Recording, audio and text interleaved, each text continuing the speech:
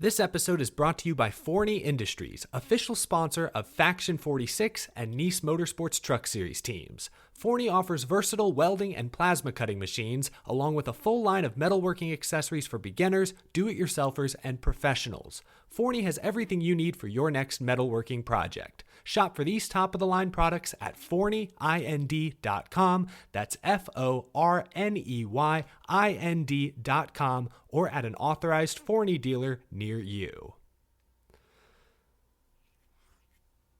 Hey there, NASCAR fans. Have you got your copy of the latest edition of NASCAR Pole Position Print Magazine? If not, there's no better time than now to subscribe at polepositionmag.com.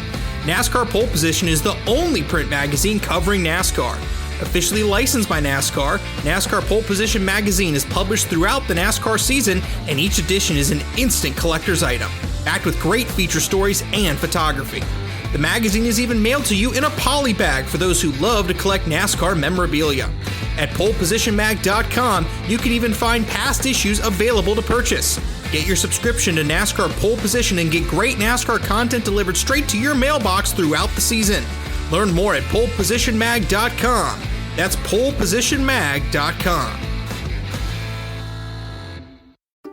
Hey y'all, Rick Houston here, and I want to tell you about my new show, the Moonshine and Motorsports Racing Podcast. I've partnered up with the state of North Carolina Department of Natural and Cultural Resources to help uncover the history behind moonshining mountain boys, professional wheelmen, and the backwoods and city lights of the Tar Heel State.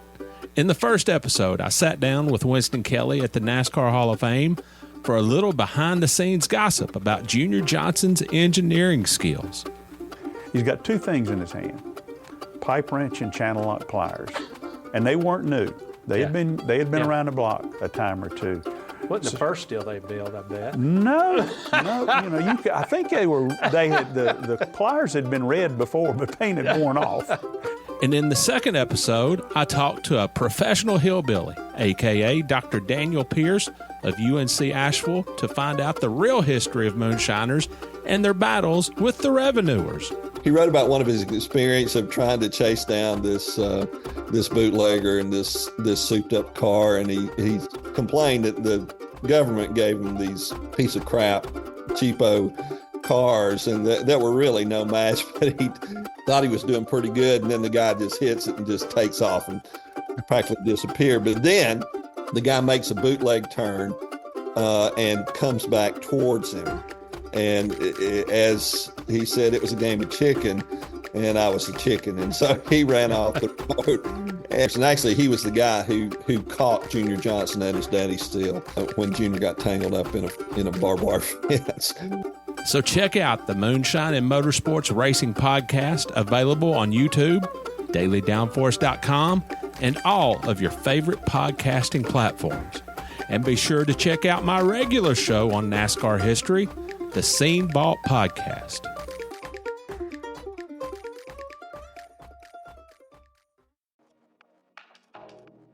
Hello, folks, and welcome into the next edition of Next Gen Creators, the Daily Downforce podcast, where we talk about the next generation of NASCAR content creators. And before we get into this podcast, I just want to remind you all, please be sure to give us a follow on social media at Daily Downforce on X and on Twitter, the Daily Downforce on Facebook as well. And always head to dailydownforce.com for some awesome daily NASCAR content, all the latest news, latest updates, all the things you want surrounding NASCAR. You will have all of that on the website. Also check us out on YouTube too, the Daily Downforce on YouTube, for some weekly videos, some daily shorts, all of that to look forward to. Really exciting stuff there. Today we welcome in Rick Houston into Next Gen Creators, and to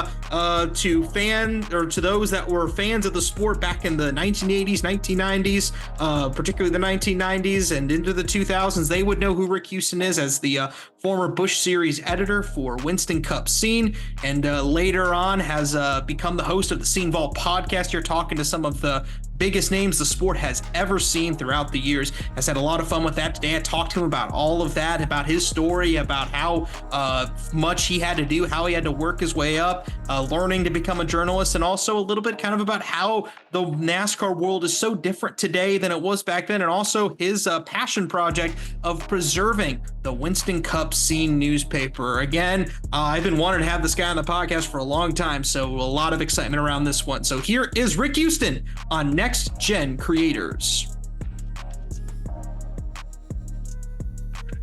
And now we welcome in Rick Houston as the next guest here on Next Gen Creators, the former Busch Series editor and staff writer at Winston Cup Scene, and most recently the host of the Scene Vault podcast. And he's one of the content creators that we at the Daily Downforce partner with. So Rick, first of all, thank you for joining us here today. Well, better late than never. Better late than never in that regard. Yeah. I've like I told you, I've been wanting you to come on here for a while now, for a long time, and finally actually was able to get you on here this week, which is just really awesome to see, really cool to hear. So, Rick, I guess for all of our listeners, that have followed you and all that sort of stuff, they know that you've been around the sport for a really, really long time. You've been around the sport. You started working in the sport. You started at Winston Cup Scene in the early 1990s, kind of right in that era as NASCAR was just starting to become like a true, I think it was the late 80s is when the races were first nationally televised. All races were nationally televised, I believe, if I'm not wrong in that. So, you've been around the sport for a very long time. So just kind of tell us, how did you first get into the sport of NASCAR and get yourself involved with Winston Cup Scene in the early 90s? Well, I have my best friend from high school and his mom to blame. Well, I have them to credit for that. I just went over to his house one Sunday afternoon. Not planning anything specifically, just was going to go hang out. And the 1989 Daytona 500 happened to be on TV that day. And I have never met a more passionate race fan than Joe's mom, Sandy Estep. And between the coverage on TV and also the Grand National Scene, as it was known at that time, between those two things, and of course the Inside Winston Cup TV program that was on the air at the time, between those three things, it was just a perfect a perfect storm. I grew up a baseball fan. At one time, I had over 100,000 baseball cards and all kinds of memorabilia, and my hero was Pete Rose. And 1989 was when he was going through his issues with Major League Baseball and wound up getting banned for life. So I needed a new passion, and NASCAR happened at just the right time. And I'm not the kind of person who can read a magazine about NASCAR or read a newspaper about NASCAR. I have to write the newspaper articles and the magazine articles about NASCAR. So I dove in head first. And it was almost immediate that I was in it for good. Mm-hmm. Yeah, that's interesting. The context you talk about. I mean, obviously, I'm a big baseball fan as well. So I take it you grew up a Reds fan. I grew up a Cubs fan. So we're a little bit different in that respect. But you mentioned during that time, Pete Rose going through his gambling issues that he was dealing with, and eventually got banned from baseball for life. And then you kind of developed this new passion for NASCAR. And within 2 years, you're working in the sport. I mean, tell me how that came about. How did you end up a part of the sport just 2 years after you just basically discovered I don't know if I want to say discovered its existence, but first really dove head first into it? Well, again, I become very passionate very quickly. A lot of people might call it obsessed. So I really got into it very quickly and read everything I possibly could on the sport. And in 1991, I was able to go to work for the first time in the sport. A person actually here, it's kind of funny, here in the same little small town that I live in now, he had won $20,000 in the Virginia State Lottery. and he started a racing publication. So I went to work for him, and that lasted about half the season, and that $20,000 ran out. So I moved back to Nashville, Tennessee, my hometown. And in 1992, I had, 1992 was a hard year. I was going to the racetrack, wasn't getting paid anything for the work that I was doing. All I was getting out of it was a credential to the racetrack. And long story short, I went to North Wilkesboro, and that fall, in the fall of 1992, and that was pretty much rock bottom that weekend. But I did find out about a little newspaper in the mountains of North Carolina that needed a full-time sports editor.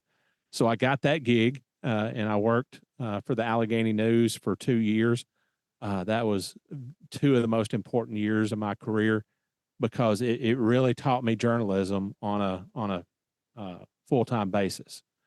And at the end of those 2 years, I went to work for Winston Cup Scene, which was my dream job. So, yeah, that's a Cliff Notes version of the story. Cliff Notes version. I want to try and kind of unpack some of what you said there. So you mentioned how, you said North Wilkesboro 1992 for you described it as rock bottom. So what was it exactly that went into that? You mentioned how, you weren't getting paid for the work you were doing. You were basically going to those tracks voluntarily and covering those races. So just, what kind of went on there, if you can dive into that? Yeah, that's fine. I had moved back to North Carolina. I was living in my great aunt and uncle's little roadside motel in Gastonia. I went to Martinsville the week before North Wilkesboro, snuck food out of the press box, and slept in my car. And that was all well and good. That, you just do what you have to do. But then I got to North Wilkesboro the next week on Friday and planned to do the same thing. I was going to, sneak food out of the press box and sleep in my car. But I got to the racetrack on Friday and found out that they didn't serve food in the press box until Sunday. And so I went to my car that night,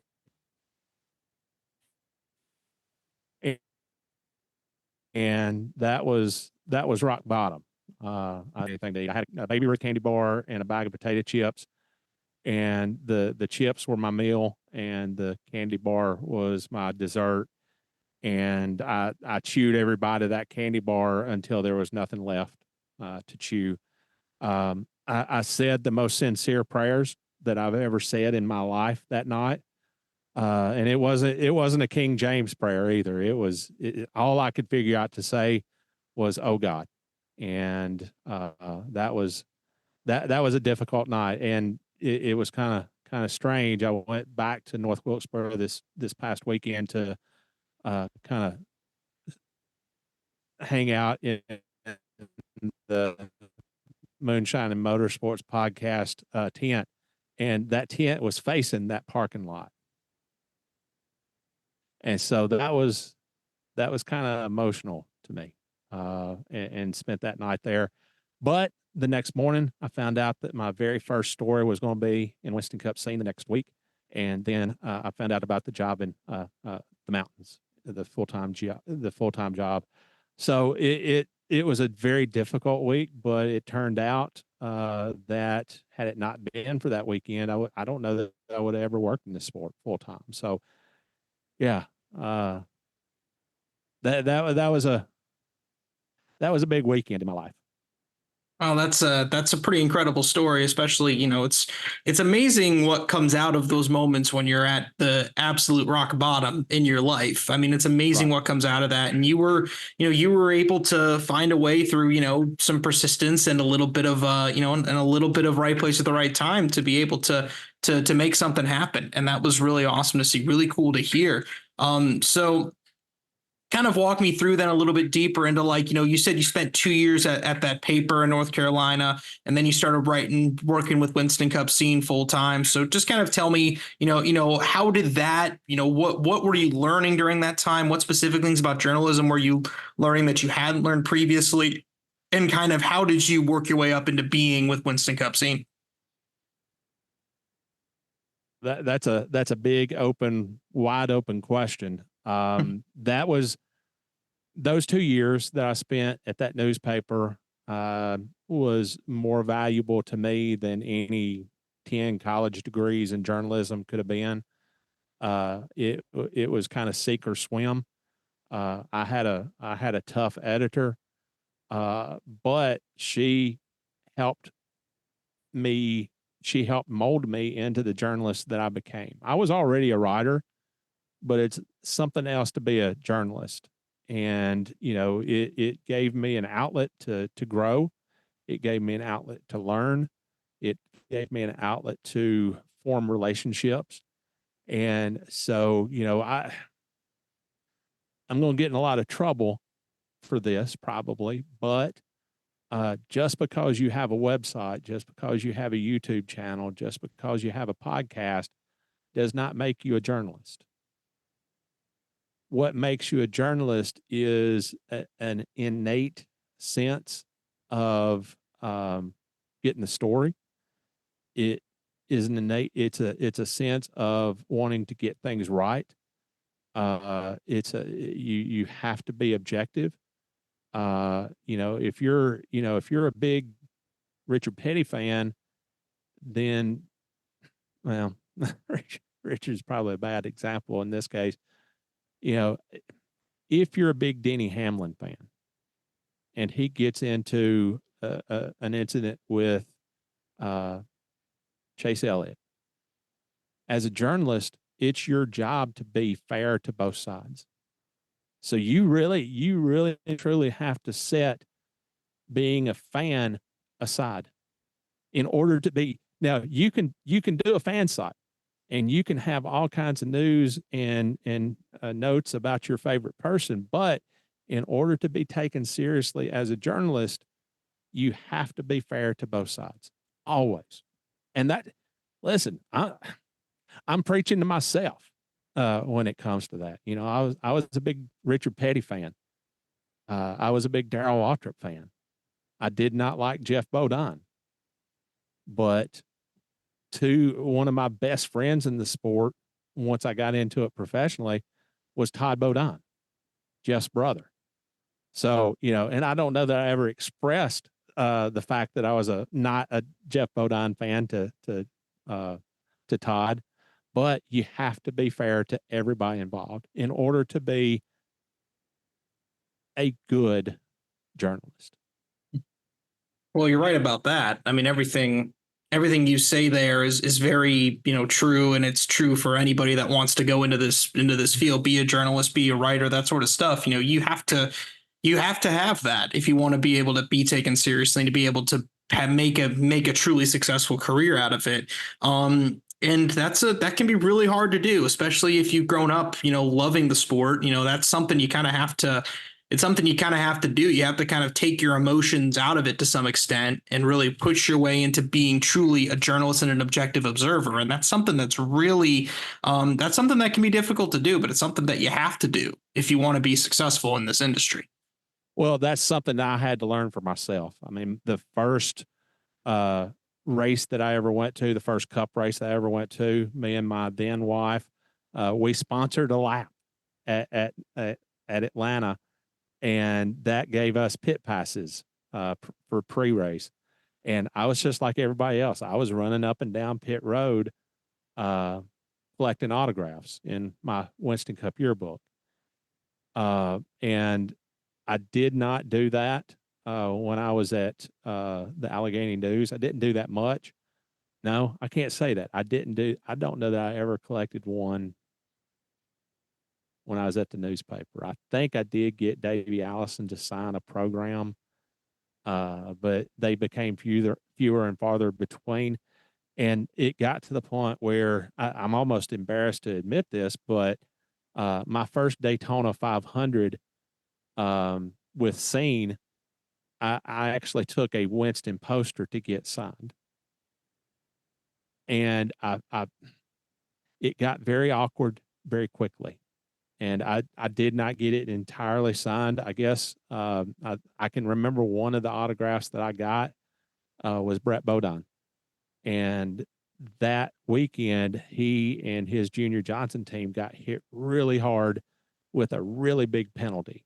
I think it was for the deck lid being able. It was some kind of hydraulics in the rear deck lid, if I remember correctly. That's only been 29 years ago, but I figured out very quickly that I had to set that aside, because if I get Brett Bodon's autograph, does that mean that he's going to expect me to cut him a break or write only nice things about him? It goes back to that written in stone rule that you have to be fair to everybody. So yeah, I never got another autograph. The only other autographs I did get, we went to Japan. I was in Japan for the first exhibition race, and the gift shop there had Sam Bass prints for the Japan race. And that was really kind of a different situation anyway. We were all kind of thrown in there together. So I got a couple of those prints, and I had both of those prints signed by everybody in the field for the Japan race. But other than that, no, I had to set that aside and set the fan part of, aside. Yeah, and there's also a delicate balance you have to strike with that, because on one hand, you never want to lose the appreciation for the sport, because that's what got you into the field to begin with. And that's part of what makes you a good writer, is you have a passion for it. Right. But at the same time, you also have to balance, you have to balance that with you're also an objective observer. So it's a tough balance that you need to strike. I mean, you need to have, if you listen to, for example, listen to Jeff Gluck and Jordan Bianchi talk on the Teardown podcast, those two guys are race fans, and they're race fans with how they talk about the race, with the way they discuss it. They appreciate what's going on, but at the same time, you got to set the fandom of people and try to set your biases aside in those moments. And that's a really hard thing to do. And that can especially be difficult if there are things, that happen within the sport of NASCAR itself that, where maybe NASCAR does something they shouldn't have done, or NASCAR does something controversial, that sort of stuff. So that's a tough balance to strike. Well, I think you go from being a fan and getting autographs and kind of that kind of thing, autographs and selfies and all that, that's very impersonal. So I kind of shifted from that into forming relationships with as many people in the garage as I possibly could. And I took pride in the fact that, when Randy LaJoie and Buckshot Jones were going after each other for everything that they were worth, in the late 1990s, I took pride in the fact that I could go to Randy and I could talk to him about what had happened and get his comments. And then I would go to Buckshot and I would get his comments and be fair to both sides. And, I keep saying that, and, that's kind of a beef that I have today with media in general. Yes, there is a liberal media, and yes, there is a conservative media, and neither one of them are really media, and neither side are really truly journalists. They're press release writers. So, take that for what it's worth. And I don't want to go too far down that road. I don't want to get myself in trouble. But the fact is, you form relationships with people, and it's pretty amazing the kind of stories that you can get when you do have those kinds of relationships. Well, you mentioned relationships, and I'll use that as a jumping off point to talk a bit about, your podcast. You have the Scene Vault podcast. And I mean, I've listened to a few episodes, and, again, you mentioned relationships. I mean, these are all, a lot of these people, I don't know if it's everyone specifically, but a lot of people, you can tell, them personally in some regard. You've interacted with them, them, that sort of stuff, and you get some really good stories out of them. The one that sticks out to me is the interview you did with Tim Brewer, where he opened up about the end of the 1992 season and where he told you that story about how he got fired because, and again, correct me if the details are a little bit or a little foggy, but he got fired in part because, Junior Johnson wanted to bring some people on an airplane, and Tim Brewer didn't like that. And that combined with all that had happened and what happened at Dover and all that sort of stuff. Again, listen to the podcast. You want to hear the whole story. But the point being, like, that story in particular being one where it's like Tim Brewer told you something he'd never told anybody before. So, like, those relationships really helped you even today. The relationships you formed with all these people are helping you create good content even today, even post Winston Cup Scene Days. I like the way that you put that. Junior Johnson wanted to bring some people on the plane, and Tim didn't like that. I like the way you put that. That ain't what Tim said. and yeah, just go back and listen to the episode for yourself if you want to know what I'm talking about. Yeah, he didn't say he had some people. Yeah. Anyway, I try to be as clean with it as I could. That's all I could do. I just tried to be like, look, I'm just going to be clean with it. That's all I'm going to do. Yeah. That was nice. I like that. I think two things help. Well, actually 2 or 3 things help. Number one, most of the people that we interview are no longer involved in racing. And so they don't have that kind of filter on anymore. They don't feel like they're going to lose their job if they say the wrong thing. They don't feel like NASCAR's looking over their shoulder and going to whack them with a stick if they say the wrong thing. And I'm not looking for the sensational story. I'm not looking for the nightlife and all that crap. That would be an entirely different kind of podcast. I'm just looking for the truth and the experience that these guys had in the garage. And so not having a filter on is one thing that really helps. Another thing that really helps is the fact that I do know most of the people that I'm talking to personally. Maybe not best friends, but we've met and we've worked together, and I've covered their careers. They know that they can trust me. They know that I'm not looking for, dirt necessarily. I'm just looking for a good story. And so there's a little bit of a trust there. Another big thing that I think really helps is that when we do interviews in the studio, we have a studio in the NASCAR Technical Institute. And I say it's a studio. It's an office that was, we converted into a studio. It's in between all the other offices and all that kind of thing. So it's just an office, individual office. So for the most part, when we talk, it's only me and that person in the room. There's not much room for anybody else in the room. And so it gets, I don't know that intimate is the right way, but when it's just you and somebody else talking, it there's less of a filter, I believe. It gets much more intimate. People tend to open up more when it's just the two of you.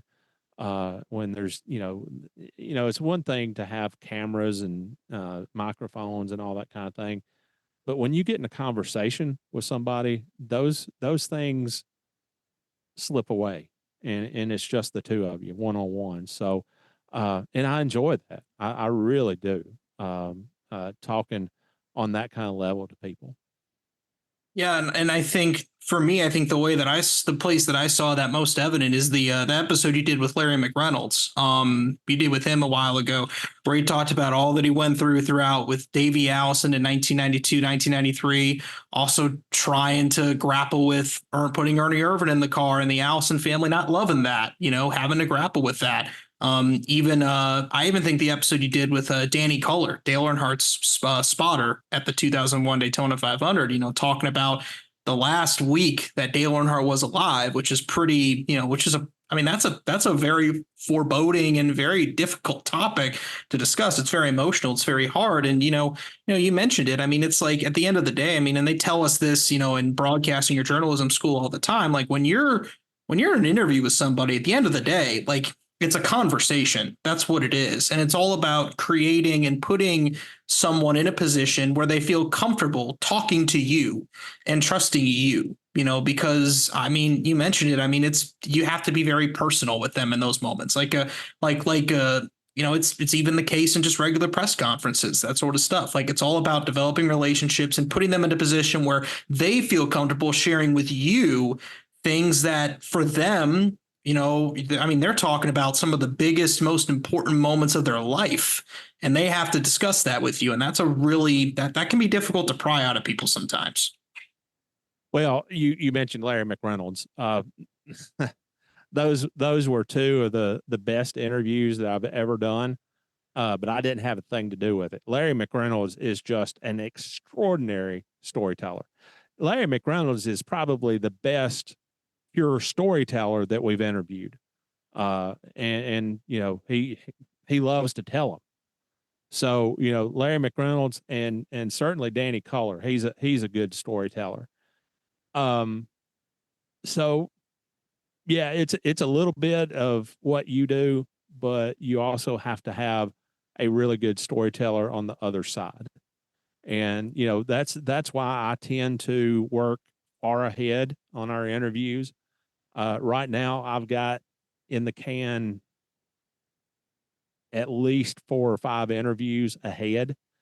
And, since we're not a hard news podcast, I can run those interviews anytime. And I want to work ahead like that because I never want to get in the position of having to do an interview and it not being a very good interview and still having to throw it out there just to have some content. I've actually done a handful of interviews that I've held back because they weren't very good. I talked to one person in particular, well, 2 or 3 people in particular, and I was asking them, I do not ask yes and no questions, because if you ask a yes or no question, they're liable to say yes, and that be the extent of it. But I was not asking them yes and no questions, but they were giving me yes and no answers. So, I'll hold those back. And if those ever see the light of day, it'll be because I simply don't have anything else to run, but I'm not going to get to that position if I can possibly help it.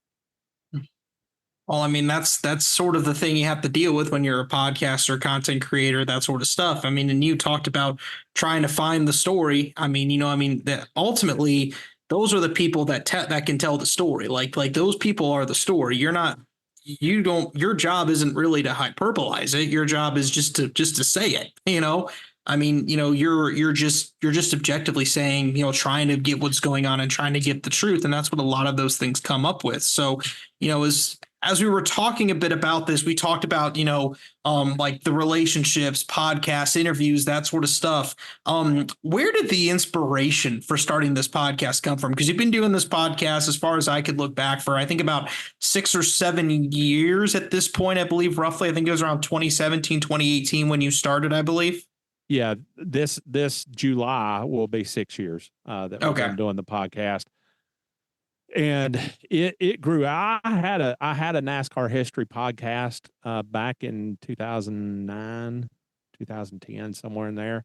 It's basically the same exact format. It's the same exact music, intro music that I used back then. Same bumps as it was back then. But I just was not able to gain an audience there. But it came, 2017, 2018, 2017. I started, I used to work for Winston Cup Scene, which was at the time the sport's biggest and most influential newspaper. And while I was there, I actually collected every single issue that had been printed to that point. And then 2016, 17, I rounded out that collection of everything, every single issue of Scene from 1977 through the end of 2009. And so that's 32 years of archive of the very best content the very best record of what was going on at the time that is out there. And I will put that up against anybody's content. And that needs to be preserved. It's a no-brainer that it needs to be preserved. And so I went to the parent company and tried to work out a deal with Appalachian State. And they were going to App State, where my son, one of my twin sons just graduated. One still has another year. And the parent company wanted to be paid for it in order to make it available to the public. So that didn't work out. Then I met with Steve Wade, who was my boss, in January of 2018. And he was fully on board with the idea of getting them all digitized and making them available. I mean, because that was his life's work. I mean, he went to work for that newspaper full time in 1981, and he was there the day that they closed the doors. It was the life's work of many, many people. And so that has to be preserved. So we agreed that we would go to the parent company and try to get permission. And it's just, Joshua, it's just a truly, truly long and frustrating and aggravating, disappointing process. I had a deal to buy the paper outright, buy the brand outright. I walked 350 miles in the summer of 2020, the hottest 3.5 months of the year, in the middle of a pandemic. I walked 350 miles in 3.5 months to fund it all. And that was, that deal just went by the wayside. And to say that was devastating, it was. I mean, that one hurt. That one hurt pretty bad. But it's to the point now where I don't know that it's ever going to happen. And until it does, I'm just going to keep plugging away and seeing what I can accomplish with this deal. I can't come up with the $50,000 that it would take to scan the entire archive. So now I'm scanning everything myself. When you emailed to remind me that we had an interview today, that's what I was doing. I was actually in the middle of scanning an old Grand National scene from 1988. So I think for me, it's a little bit therapeutic to scan them all myself. I also think there's a rage factor there. If you're not going to do what I want you to do, by gosh, I'm just going to do it myself. And in all seriousness, I have scanned from 1977 through this issue that I'm working on right now is April 28th, 1988. So I've scanned the first 11 years of newspapers, the entire newspapers. And I've uploaded them to Google Drive. That way they're safe, and nothing can happen to them. So, that's my bit. That's what I can do to help preserve these things. That I know of, it's the only complete 32-year archive of scene out there. I know that App State has most of them. I know that a lot of people say that they have a lot of them, but they don't know where they are. And so, this is history that has to be preserved. The good, the bad, the ugly, it has to be preserved. Mm-hmm. And that's what I'm trying desperately to do.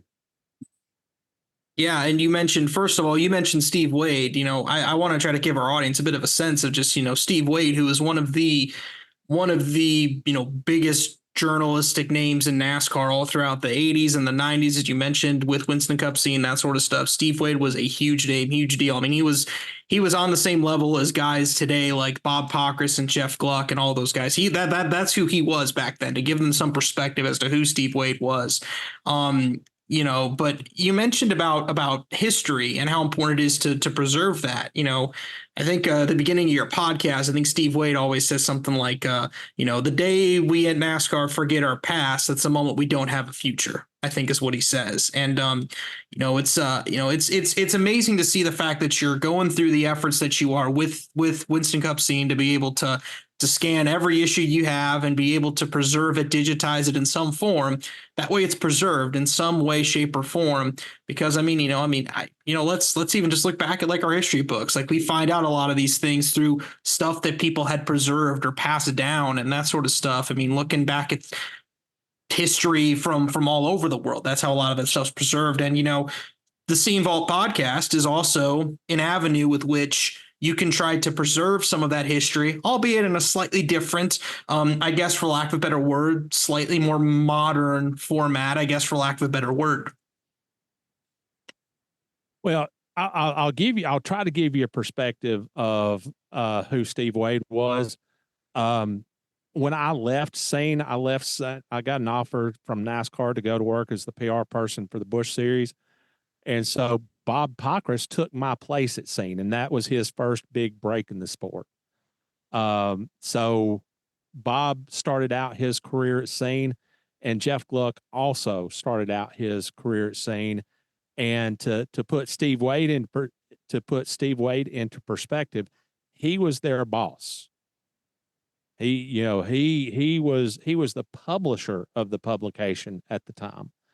And so, yeah, to say that Steve Wade, to say that Bob and Jeff were Steve Wade, I love Jeff and Bob both, but I don't think that gives Steve Wade enough credit. Steve Wade was the big guy at the time. So that's where they started out.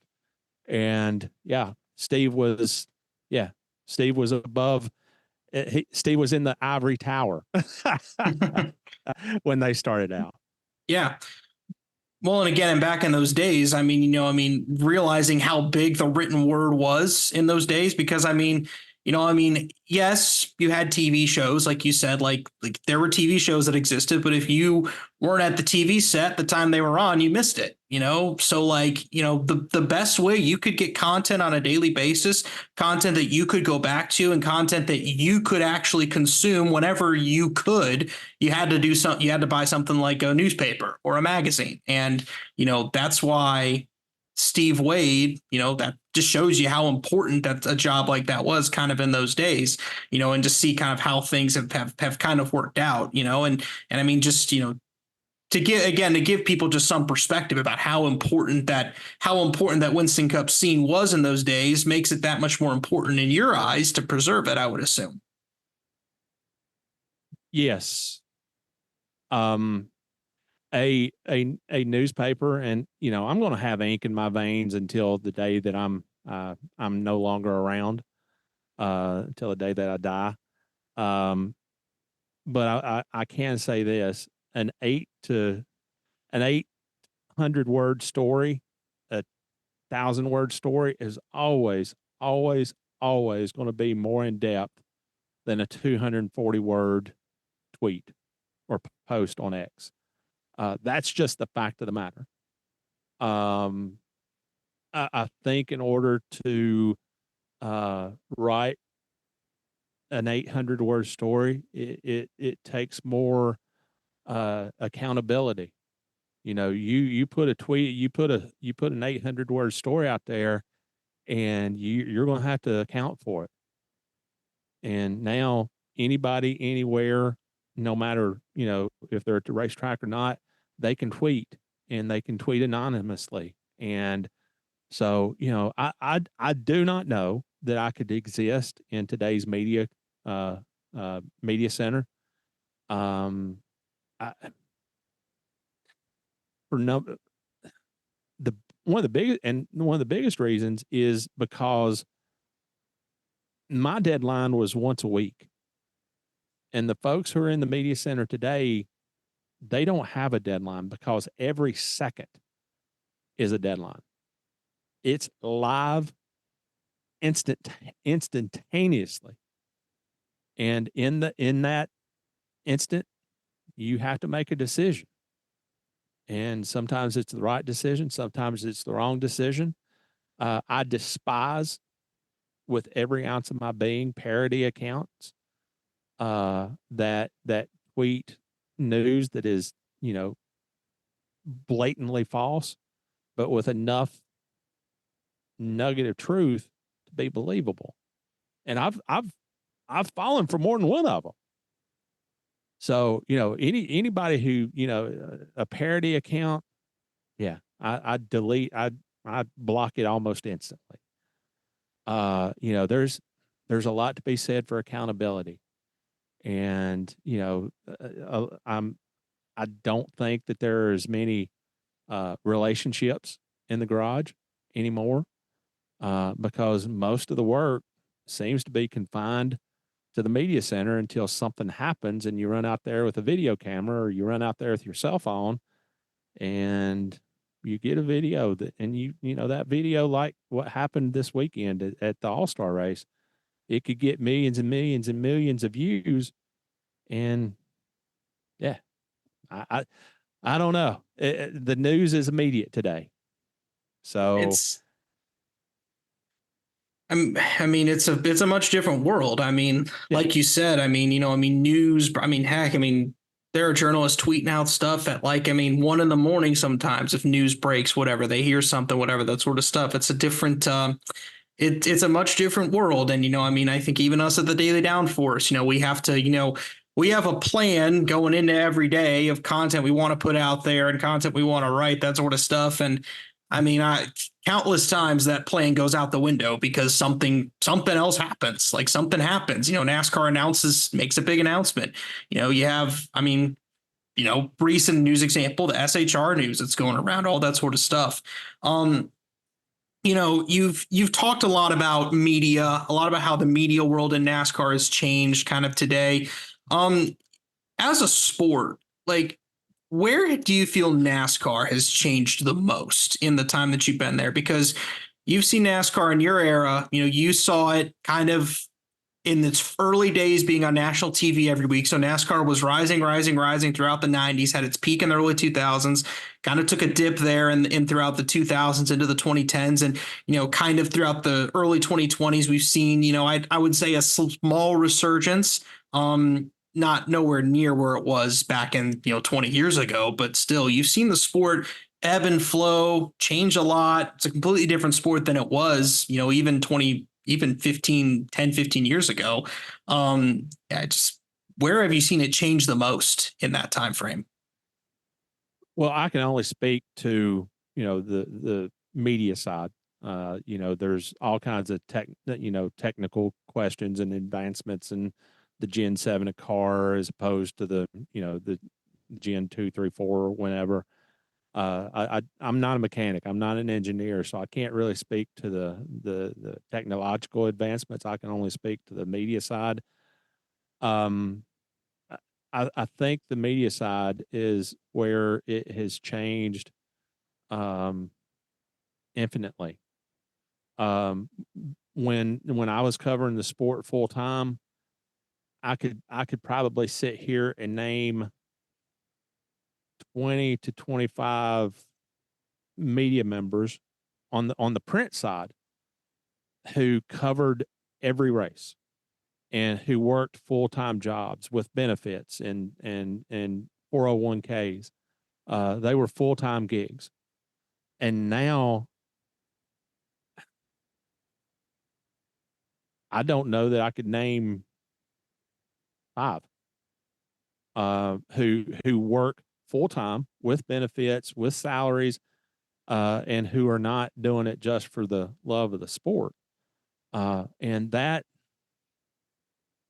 I that's not a good advancement. There, and to be honest with you, there's probably more exposure today than what there was then. So, the lack of full-time media members who go to every race, who are paid salaries and benefits and all that kind of thing. Some of the best in the business right now have no benefits, are not full-time. So that's one change. And again, the once a week deadline that I had it seen, as opposed to the immediate deadline. I mean, you type out that 240 character tweet, and boom, you've sent it, and it's out there. When I was at Scene, I had a once a week deadline, so I could write something, and then I could have a chance to think about it and make sure that it was appropriate and that it was as good as it could be. And I'll give you an example of that.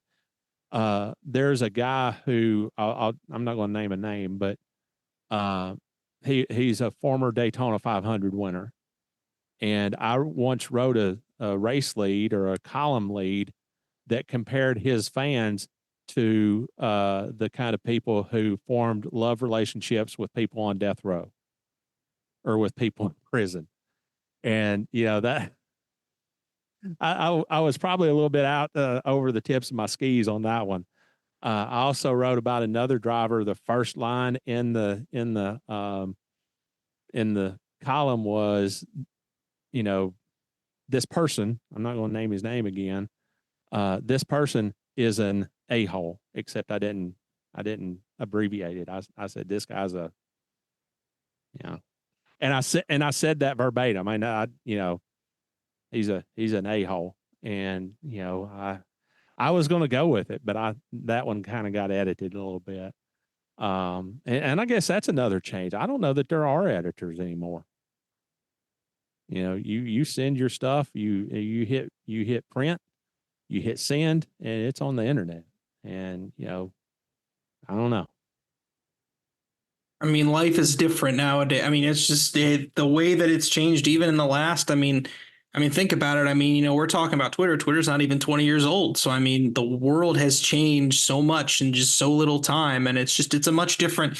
The newsroom's different. The way everything works is different. The way people cover the sport, completely different. It's just not the same world that it was back then. And it's it's much different. And it's definitely something that, takes a lot of adjusting. And it can be really hard for people like you who, grew up with things being one way, having to see things be very different than they were back then. Well, I mean, I accept the fact that things change. I hope I don't come across as somebody who's just griping that things aren't the way that they used to be. I recognize fully and I understand fully. And I guess I appreciate fully the fact that things do change. Nothing's like it used to be. And from the time that I started until now, it's changed. But think about how much it's changed since Steve Wade started.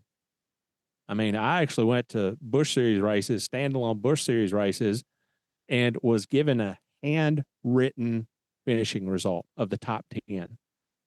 And only top 10 because the full rundown wasn't available. A handwritten top 10. Think about that at the end of a race. Oh, man. I cannot imagine that. Nowadays NASCAR has that typed up and on their website. I mean, instantly. Well, I mean, it's computerized. I mean, it's lap by lap. You get updates, which is great. I think that's awesome. And the handwritten top 10. I mean, that wasn't an every week thing, but it was more often than what you would expect. So that's a very good change. The instant stats at your fingertips is fantastic. I love that. So that's awesome. So yeah, I mean, things aren't the way that they used to be, but that's not necessarily a bad thing in every single case. No, it's not. And it's different. I mean, at times, it's the world changes, and it's, for better, for worse, whatever, the world does change. And, it's, there are things that are, it's just part of it. And you just have to adapt, learn. And we look at the way NASCAR is nowadays. I mean, what's it going to look like in 10 years, 20 years, 30 years? I mean, I don't know. I can't predict it. I don't know exactly what it look like. I don't even know what I mean, I think we'll be looking back on the way we cover NASCAR nowadays in 20 or 30 years, and we'll be thinking about how different it is now compared to what it was back then. And it's just it's different. It's much different, very different. But I mean, even if there is that appreciation for things in modern NASCAR and the way that things are, the way that NASCAR covers things. There's always a place for having that appreciation for history. And I think that's kind of, I think, where you really help fit in there, is really giving that appreciation for NASCAR history through things like Preserving Winston Cup Scene, through the podcast, all that sort of stuff. Well, it's all about the times in which you live. I will say this: if social media had existed back in the 1970s, I don't know that NASCAR could have survived, because, you were, routinely having races where the winner won by 2, 3, 4 laps, and the top 10 was separated by 20 or 30 laps. If that kind of thing happened today, the sky would fall in. And so, I believe that the competition on the racetrack, just the competitive aspect of the cars racing each other on the racetrack is as good as it's ever been. You're just off your rocker. Well, go back and look at the results. So, and yes, there's all kind. I do not like stage racing. I do not like the championship format. But when it comes to the on-track product, it's really good today. I mean, to your point, I mean, it's true. I mean, you look back at some of these races from back in the day and just how much different that they were. It's just a lot of races where, half the field would finish because of mechanical problems. Half the field would fail to finish. You would have, drivers winning races by multiple laps, all that sort of stuff. I mean, it's just different nowadays. I mean, people were complaining over the weekend. Joey Logano led basically every lap in North Wilkesboro, won the race by 0.7 of a second. I mean, how crazy is that? I think it may have been Richmond this year, where I think the entire field was separated by, I think it was like 4 or 5 laps, like from first to 36th was 4 or 5 laps. If you would, if Rick, if I would have told you that in 1989, whatever, you probably would have thought, no way, probably. Well, Davey Allison dominated the 1991 All-Star race at Charlotte. He dominated. I don't have the number of laps that he led on at my fingertips right now, but he dominated the race, and he dominated it to the point where the future of the All-Star race was in doubt, because it was a boring race. And Humpy Wheeler was sitting in a meeting and said, "Hey, how about we run the All-Star race at night?" And that became one hot night. That became the finish with Davey Allison and Kyle Petty at the finish. Dale Earnhardt spinning in turns 3 and 4 on the last lap. And so, yeah, I mean, there were stinker races back then too. I just think that it's a different perspective on the sport. I think people back then could relate to the drivers. Richard Petty was certainly a workaday driver. Harry Gant would, run a race, be hot and sweaty and run a race, and everybody else would be passing out. And Harry Gant would be on the way to the farm to work on the farm and build fences and put shingles on the roof of the barn. And so I think people back then could, it wasn't necessarily the competition that brought them in. It was the relatability of the personalities. Well, and even then, it's a much, with social media being the way that it is today, I mean, people have even more insight into how drivers are nowadays. And so, it's a, again, different world, different time, and all those sorts of things. So, Rick, I was really happy to finally bring you onto this podcast here today. Had a ton of fun talking to you, learning a lot about, your time in the sport, learning about your story, learning about that, and some of your perspective on how the sport's changed over the years, and you've seen it all. But thank you so much for hopping on with us today. No problem, man. Absolutely. Once again, folks, Rick Houston of the Scene Vault podcast on Next Gen Creators.